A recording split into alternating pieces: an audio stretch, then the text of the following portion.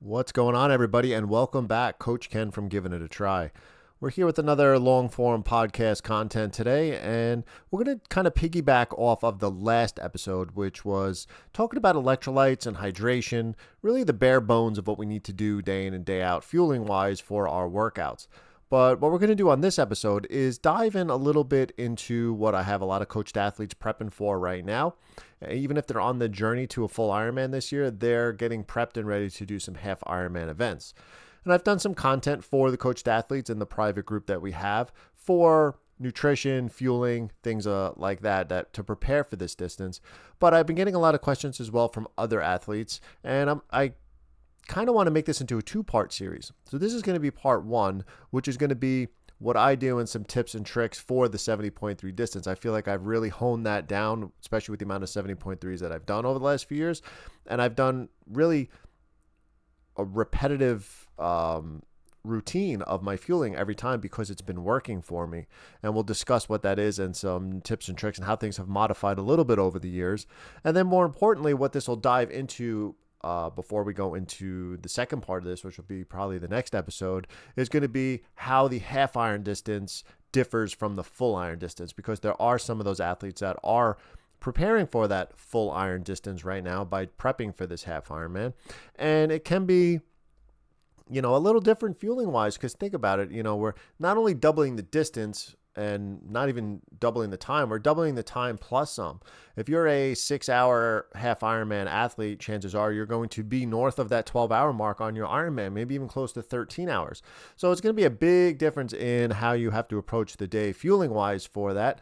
And really kind of like you need to start figuring that stuff out now. What you need to do is train yourself now during training, because you don't want to have this discussion a week or two before the race when I tell you kind of like what you should be doing during the race. You're like, oh man, I haven't come anywhere close to that during my training, because you're just not going to be able to get your body in the efficient position to be able to take that fuel and take those calories in and use it. And as well, you kind of have to train your gut to do that over the course of your training. And that's why it's important to fuel your training like you're going to do your race day. And I have a very strict habit of doing that once I get over a certain duration of exercise intensity and volume, where I have to keep fueling for things like that.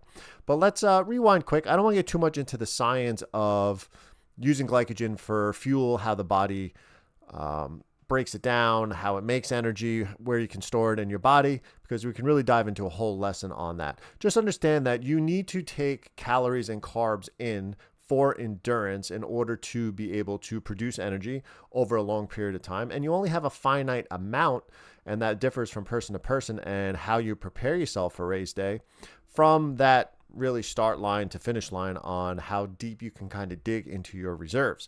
And then I'll talk about as well a few myths about that as well, because I do get the ask or a question between the men and women of the sport is, how does it differ between men and women? Do men need more than women? Do women, they think that they need a lot less fueling? And you'll see that sometimes that's not always the case. So just understand that the body can store this energy source, these carbohydrates, this glycogen in a couple different places in the body. And the whole point of getting up to race day is being able to build a reserve before race day. You know how they like to say the carb loading, but I don't really like to call it carb loading before the race, because if we rewind a little bit during your training, there is something that some athletes need to understand fueling wise is, what is the purpose of your endurance? Is, your training and your racing?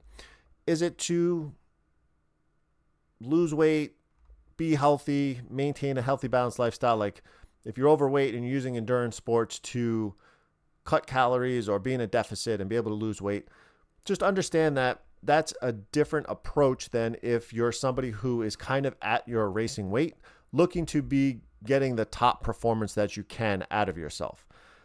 So for myself, let's take that for instance, is I always kind of fluctuate around the race weight that I'm looking at to be for race day. So all throughout my training block, the 4 to 5 months leading into a race, I'm going to be fueling myself day in and day out. I don't want to be in a calorie restriction or a deficit. I want to be able to fuel in and around my workouts. I want to recover from my workouts, and then I want to be able to move into a position to be able to perform well on race day. So looking at that aspect of it, that's what I'm really focusing in on here. There's different times of the year that I tell my athletes, if there is times that you do maybe want to be in a little bit of a deficit and lose some of that weight ahead of time, you should do that really before that 4 to 5 month window before prepping for race day, because you're going to really be kind of behind on the recovery if you're not fueling yourself after these workouts during your build and as your volume and your intensity are going. It's going to be very hard to gain performance and the edge you need for race day if you're going to be trying to have this calorie deficit amongst that. So why is that important is because when we get into this carb loading that people talk about, if you just eat the way you are during training, maybe add in just a little bit more as we get closer to race week, just a little bit more of the carbohydrate sources, you'll be able to top off the stores in your body. Remember, you're also going to be tapering into this. So if you do a proper taper, you'll be burning less of this fuel. So you'll start to fill yourself. You'll fill your stores, and you'll actually kind of start to become full inside and out. Kind of, you'll feel it. You'll just feel a little more. Sometimes you may gain a couple pounds too. You'll just be holding on to a little more water weight. All your carbohydrate stores are nice and topped off, and that's how you want to feel going to race day. So some people feel like this sluggish feeling going into race day, and that's okay. That means like taper's working, your carbohydrate stores, or you just haven't felt this way in a while because you're starting to feel topped off and ready to go. So that's why we want to feel going into race day. But what we're going to do on race day has to be done and practiced during our training blocks and our training months as we go forward. So how are we going to structure how do we get from point A to point B for our fueling for this half Ironman? And this can also relate to going to like a half marathon distance, because really the half Ironman, the 70.3, is like the half marathon distance of the marathon. It is a very different fueling strategy than you would have for a full marathon race. I'm going to pop up a chart here, because if you're tuning in on YouTube, you'll be able to see a visual of this, but we'll go over it quick, where if we rewind back to basically where we need to be, let's talk about a 4-month build for 70.3. The first month of this plan is really going to be hour-long efforts, maybe a little longer than that for the first couple weeks, about 6 days a week. You're going to be training, and some people can get away with really not like fueling during these workouts. As long as you're fueling and having something beforehand, you can kind of get through the first month of training. Doesn't mean that it's the right thing to do, but then we start to push our boundaries a little bit. We start getting these 1.5-hour workouts, close to 2 hours. We really don't think about our fueling all too much, but then next thing you know, it's month 3 going into the race month 4, and we haven't practiced our fueling. We haven't trained our gut. We haven't seen what products our body's going to be able to handle out there on race day, or even think about the fueling strategy you have. So I want to show you a quick chart here. I'm going to pop it up on the screen, which is your duration of exercise and the recommended amount of carbohydrates needed.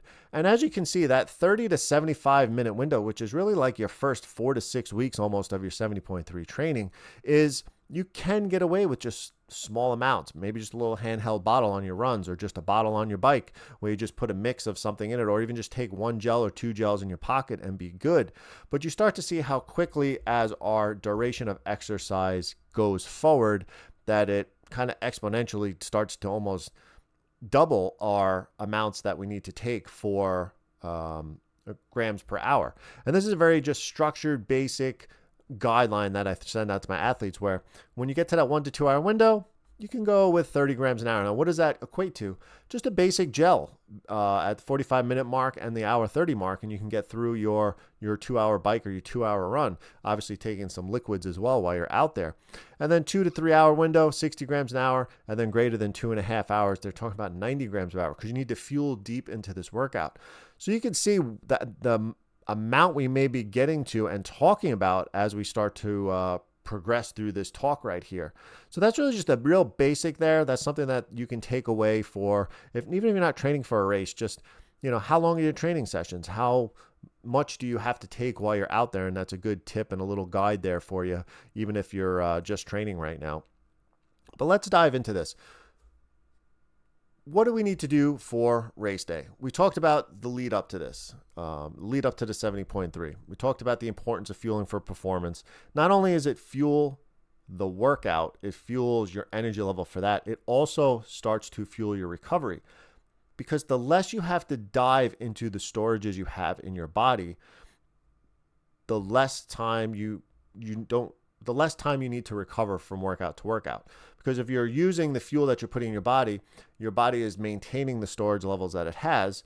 And actually, it's very hard during intense workouts to even break even with how you're taking fuel in and it being able to dip into your reserves. So chances are you're always going to have some type of net negative after the workout. It just depends how much by what you're putting into your workout with the intra fueling that we're talking about. So let's dive into real quick now.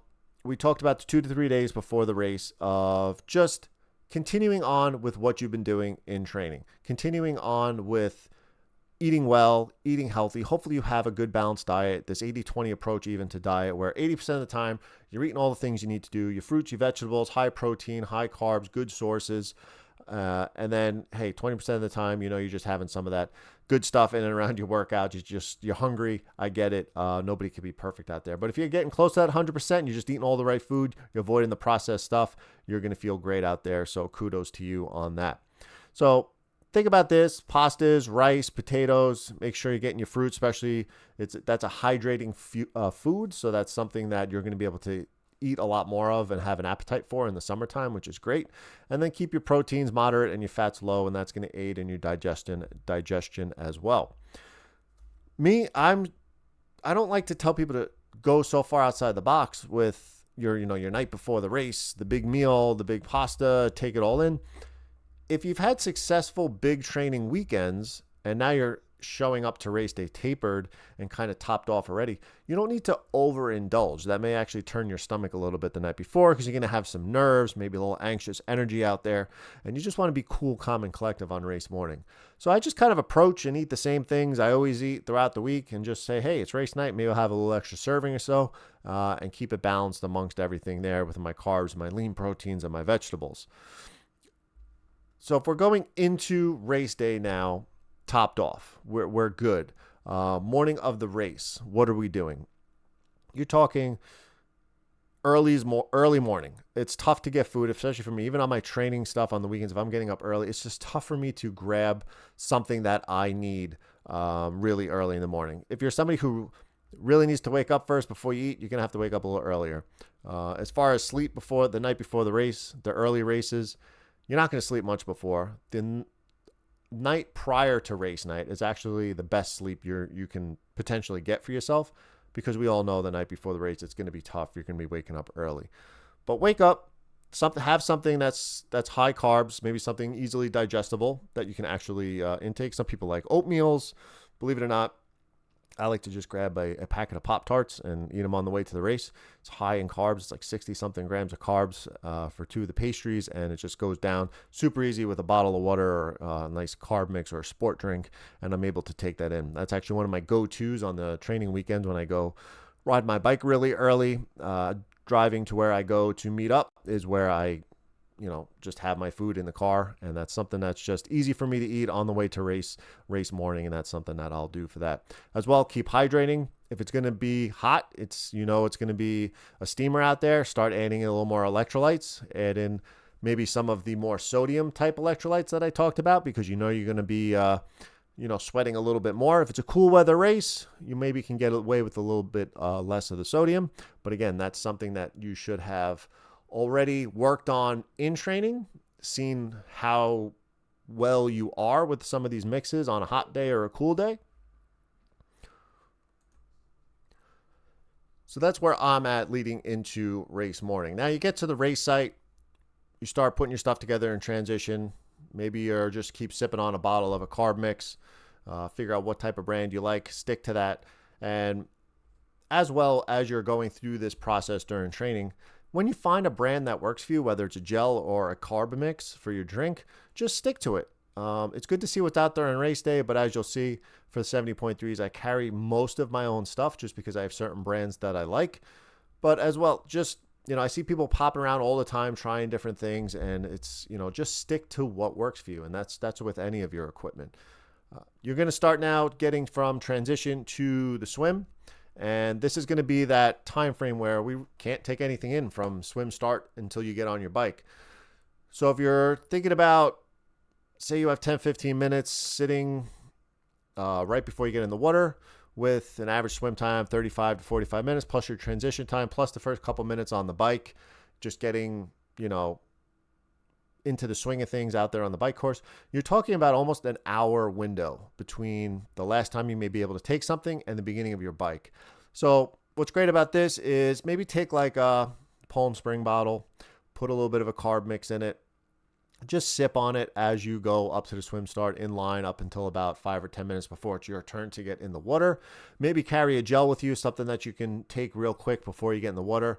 And that's just, again, going to really put some energy into your stomach and have your body start using that while you're out there on the swim.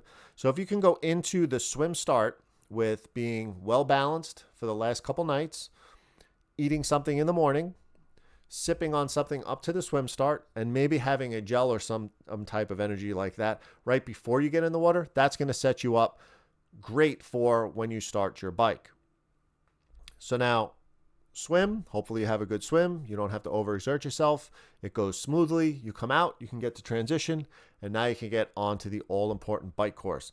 This is very important now in the fueling window of your 70.3 is this bike course. Average time now, 2.5 to 3.5 hours, depending on your level of where you fall out there. So some people are going to have to take a little more than others. Here becomes the problem with a lot of the coached athletes. As I onboard them, we talk about things, we talk about fueling. And when we do the race recaps, especially the first race, usually when I'm working with a new athlete, is I'll ask them to kind of take note of what they took out there on their 70.3. And typically, if they had a not so great run or not so great second half of the run, kind of like a bonk or hit a wall, when we rewind that race recap, we find out that on the bike, they underfueled. This is the window we need to make sure we're getting in as much fuel as you can. And you'll see that we can take in the most amount of fuel while we're out there during this bike, prepping us to be in the best position we can be on the run. During this event, which is going to last typically from 5 to 7+ hours, if you start to fall behind at some point on your fueling, it's very hard to dig yourself out of that hole and then have a really great day. You may still have a good day, but you may not have that great day. Whereas if we take as much as we can from the start, hit all of our numbers as long as we can on the bike, continue to try and hit that fueling that we need out on the run, that's when we can have a successful day and be able to hit it out there. And as you'll see, some of these fueling numbers have been, the research is showing that a little more is better. So maybe what you were taking, if you've been in this game for a little while, you may be able to wring a little more potential out of yourself by adding a little bit of this extra fueling that we need while we're out there. So let's talk about the bike window. As soon as we get on the bike, as soon as you're settled in, as soon as you got your bearings there, you need to start fueling. At the minimum, I would say minimum, we're talking 30 to 60 grams of carbs per hour. So let's talk an average 3-hour bike split. You should really be taking up to at least 60 grams of carbs per hour. And now if you look at, I'm big on the infinite products for my carb mixes and my bottles. 2 scoops is just about 60 plus grams of carbs. So I know that I will try to take at least 3 bottles out there with a full serving in each, which is at least 60 grams.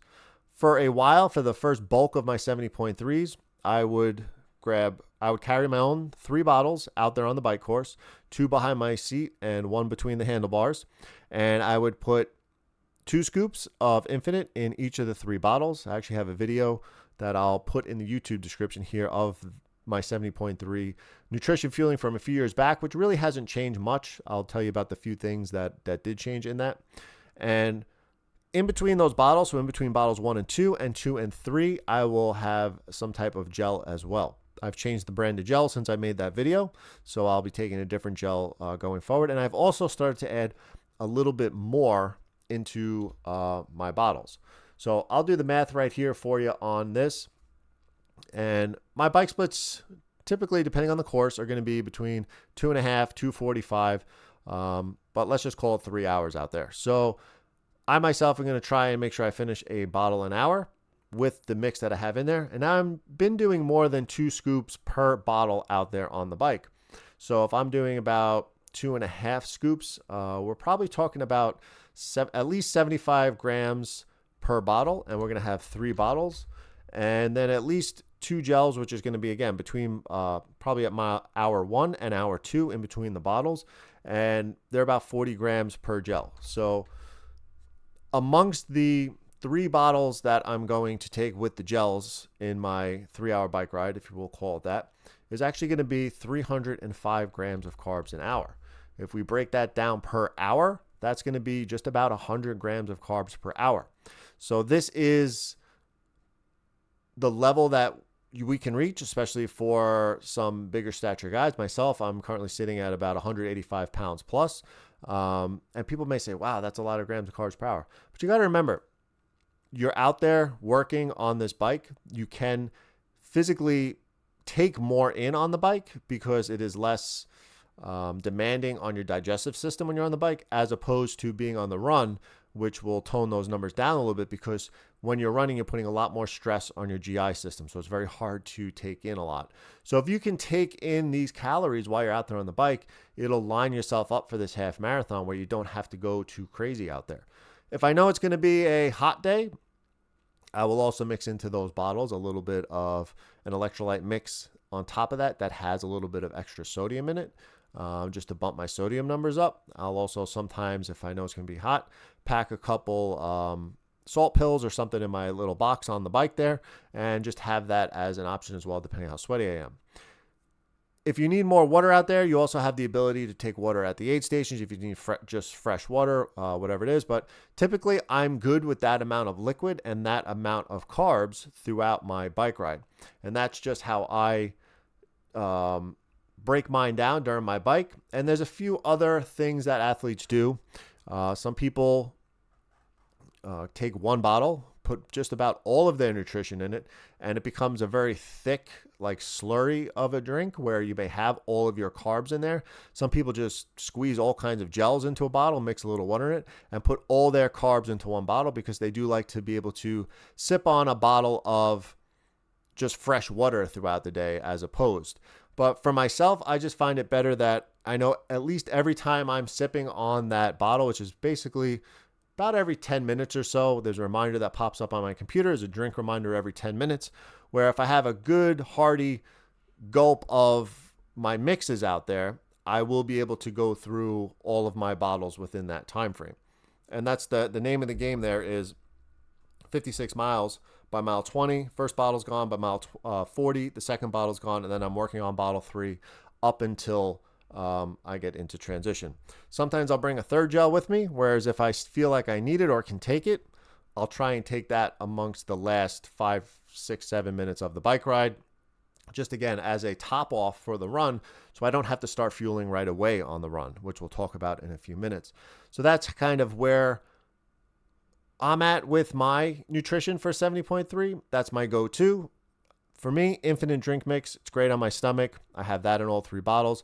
I'll put, I can use a little Element electrolyte powder, high in sodium in some of it, or I'll use BPN electrolytes. It has a little bit of a lesser sodium profile content in there, again, depending on my needs that I think I'm going to need for that day. And then I can step onto the half marathon, which I've had some really good half marathons after my bikes, ready to go. And then I'm going to fuel this half marathon like I would just a standalone road half marathon. I'll take usually, especially I'm using SAS beta gels right now, which are, I believe, 40 grams of carbs per gel. I'll probably throw 3 of those in the back pocket of my kit. I'll also bring some salt with me, whether that's in the shaker form or salt pills, and get out there, have at it. And then I'm going to break it down where probably take a gel at miles at minimum 3.6 plus, and then somewhere around the 10-mile mark. And that's going to put me in a position to be able to finish off the race. And then as well, I'll supplement at the aid stations where I will alternate, depending on what sports drink they have, but water, Gatorade, and kind of just swap and just hit something. I will hit a liquid at every aid station though as I'm passing through and just take in what I can. And then all is well. Best is the last couple miles of the run course. If there's Coca-Cola out there, that is kind of my go-to. Throw it up out there on the, not really throw it, like my go-to out there, you can say, on the second half of that run course, that last 10K. If there's soda out there, I'll take a couple hits of that on the way, and that gives me the fuel and the energy I need as we go into the finish line. And then that gives me everything I need on the run course. So if we really look at the totality of the day, I guess I'm not really getting my money's worth on these 70.3s because I'm not relying on what they have on the course for the bike. I've actually, believe it or not, I think I've done 12 70.3s now. I don't think I have ever taken anything from a bike aid stop on a 70.3. So just a random tip, a random fact there about myself. On the run course, though, I don't rely on their gels. I don't rely on the brands they have. I just don't like some of the brands that are on some of the courses right now, and they do change based on who's sponsoring the race. So I just know if I have the stuff that I need and I pack it correctly, that's what I'm going for. And then there is, I can always hit the aid stops as supplementary if something else happens out there. So that's mine for the run. So if we're talking about the run, let's talk about 120 grams. My half marathon, we're looking at, about under 2 hours, a 140, 145. So you're looking at that 50 to 60 grams of carbs per hour for the run. And that's, again, another recommended amount that you should probably be taking in on the run. But that's if you took the higher amount that you need on the bike. Now, let's mention something I talked about at the beginning of this was men versus women. Some of the women, especially some of the smaller stature women that'll listen to this, may think like, oh, well, I'm only 120, 125 pounds. I don't need all that. I can get away with maybe just taking a gel every so often on the bike. But think about it this way. If we know you're going to burn through a lot of energy out there, and even on top of taking all that energy, you're going to be digging into the storages in your body already. Who do you think has the bigger storage? Somebody who was 120, 125 pounds, or somebody who's 180, 185 pounds. So that's why some people are able to dig deeper or maybe cut corners on their feeling and still be able to perform, while others tend to hit that wall a little bit quicker.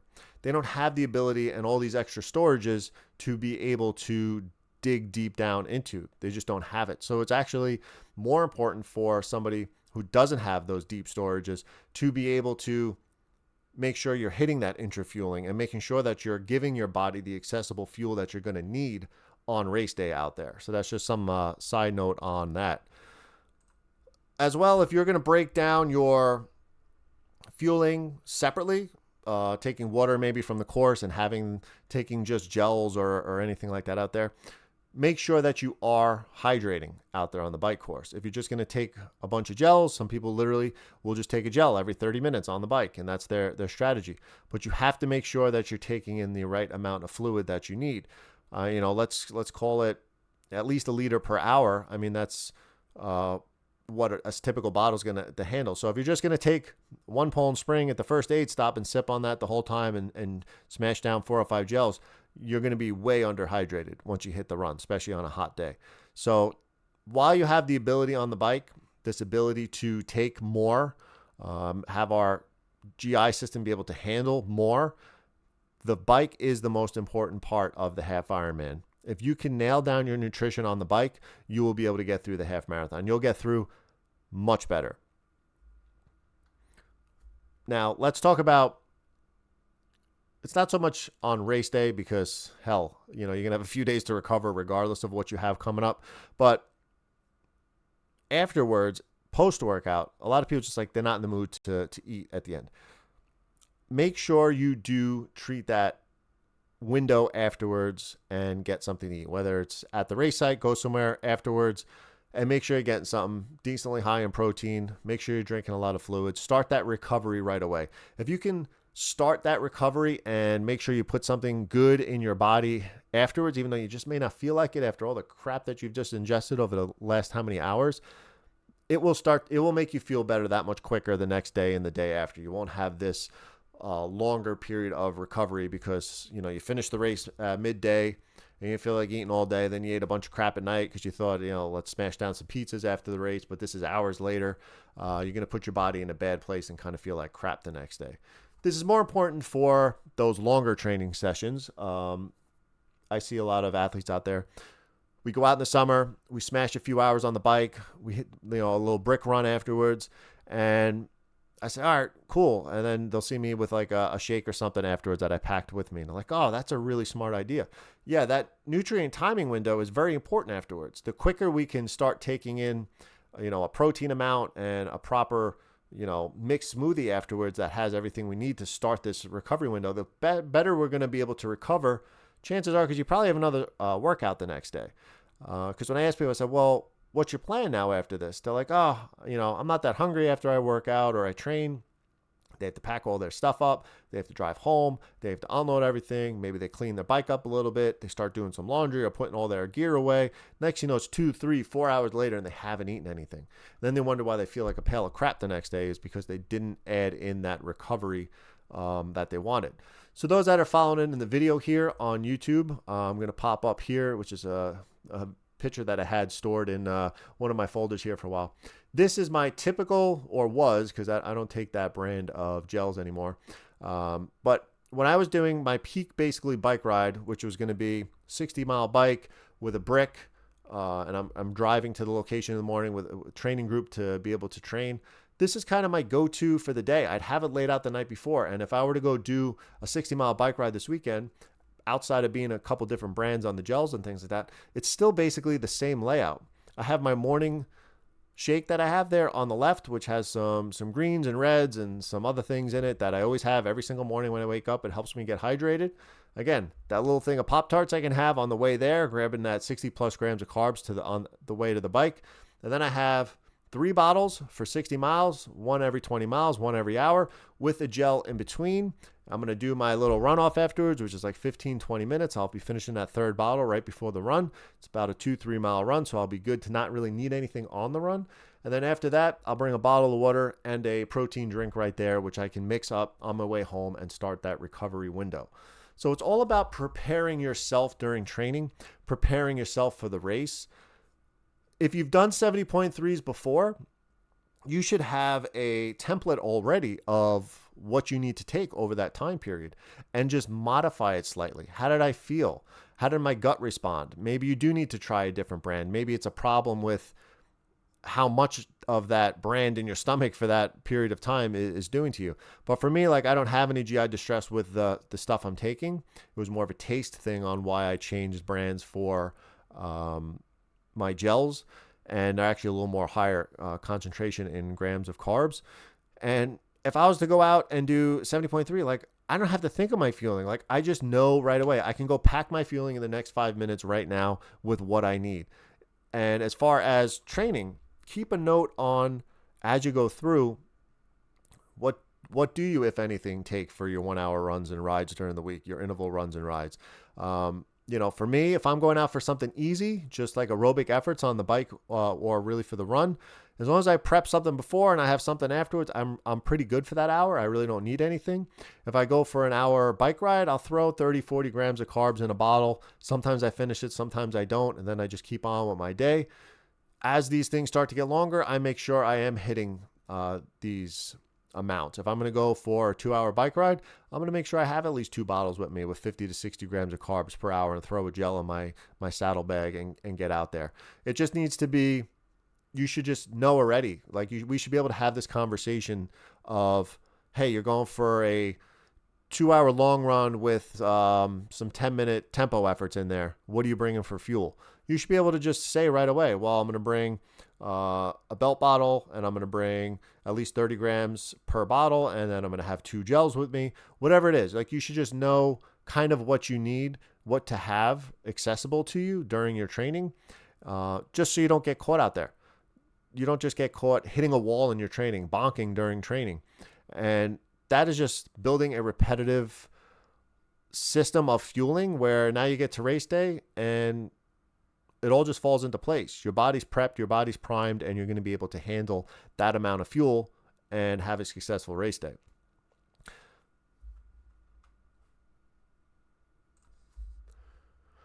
All right, to wrap up with this, we're going to just talk real quick about some of the common mistakes, common errors, or things to look out for, things to note during your process of trying to figure out what fueling works for you. And the amount is underfueling, which we talked about. That's going to lead to bonking and poor performance out there. Again, you could have the fitness to have a great race, but if you don't fuel properly, your chances are going to wind up hitting the wall there on that run.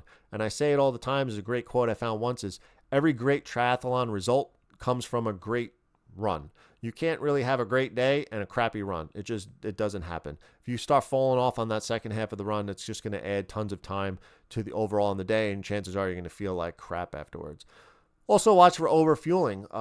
Train to be able to take more, take up to a certain amount, but then start to notice what does maybe cause a little uneasiness in your GI, or is there a certain amount of grams per hour if you start hitting that you kind of start feeling bloated and not performing out there. So there is a window of what should work for you.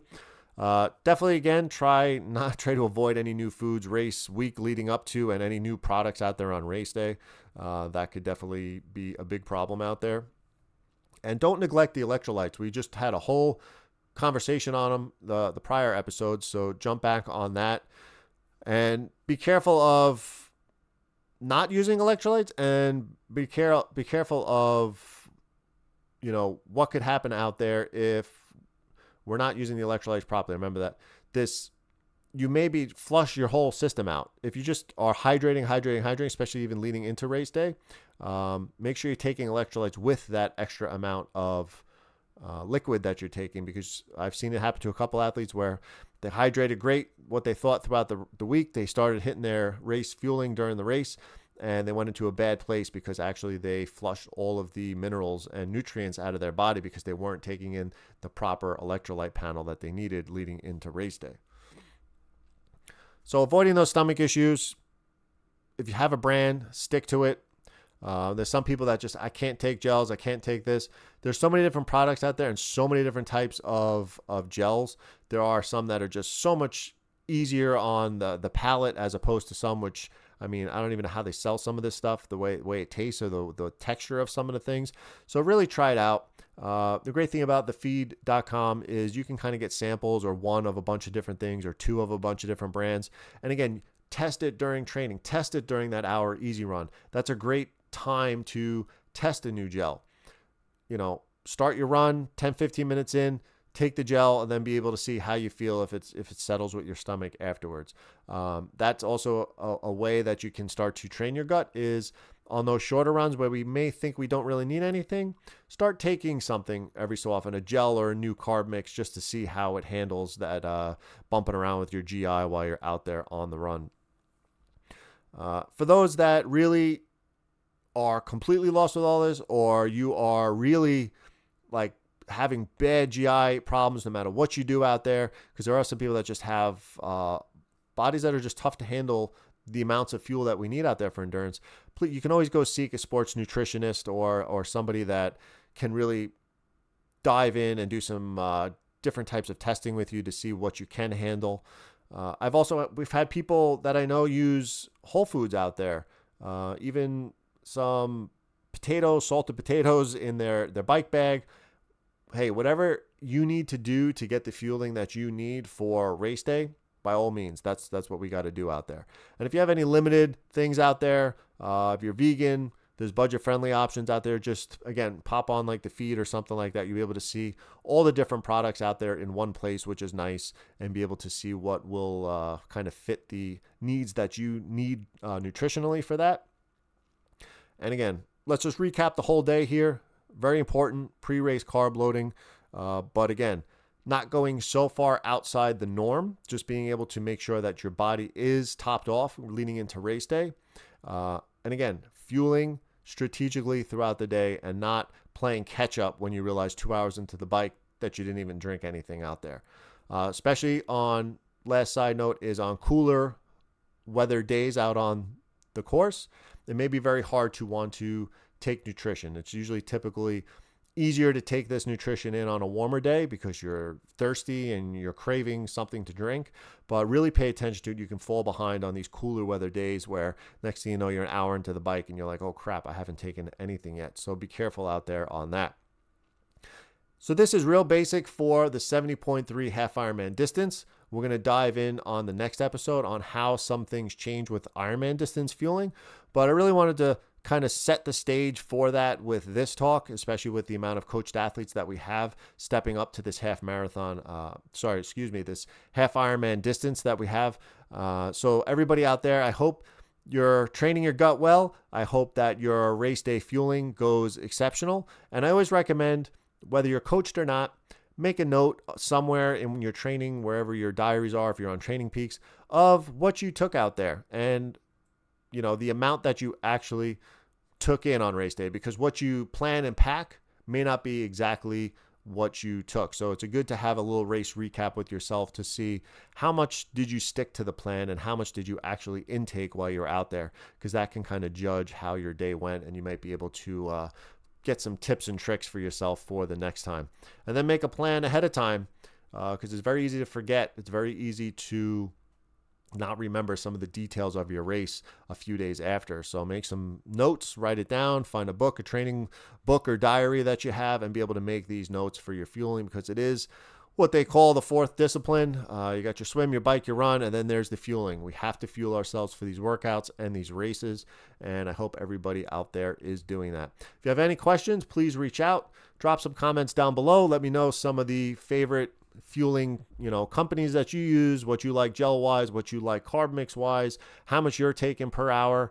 If you have any other tips or tricks for the athletes here that are tuning in. And again, I want everybody stay safe, stay healthy out there. Thank you again for all the feedback. And that's it. Keep getting after it. Keep balancing life 1 mile at a time.